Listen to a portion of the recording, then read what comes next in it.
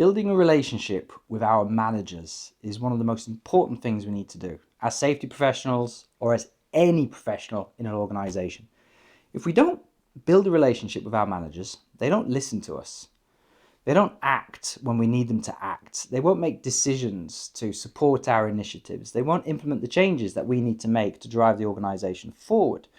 A change-resistant or stubborn manager can just make work absolute hell.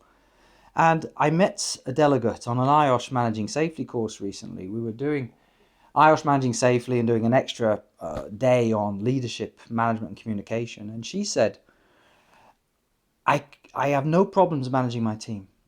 I really struggle to manage my manager. I can't influence upwards. He won't listen to me. She said, we've got all these problems, all these things that need fixing, and I can't get him to act and support me on any of these things. There's so much we can say on this topic, and I guess it probably sounds familiar to many of you. It sounds familiar to me.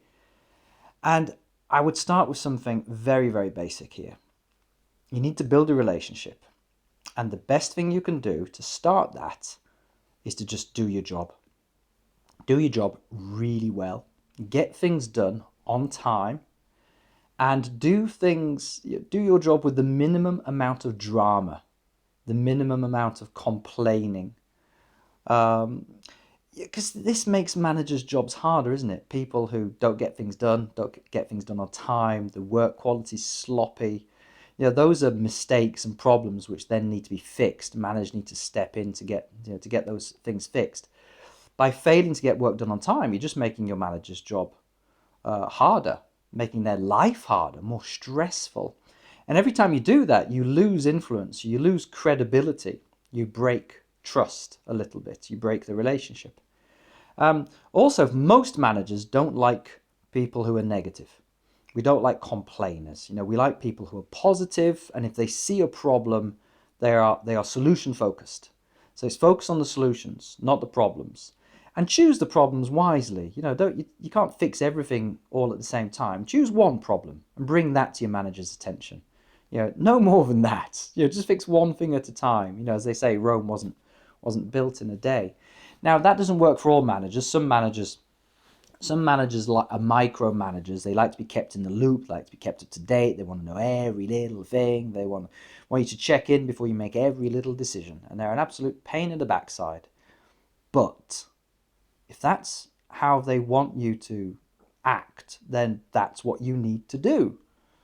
So it's not just about doing your job really well. Let me rephrase that. It's do your job according to your manager's expectations.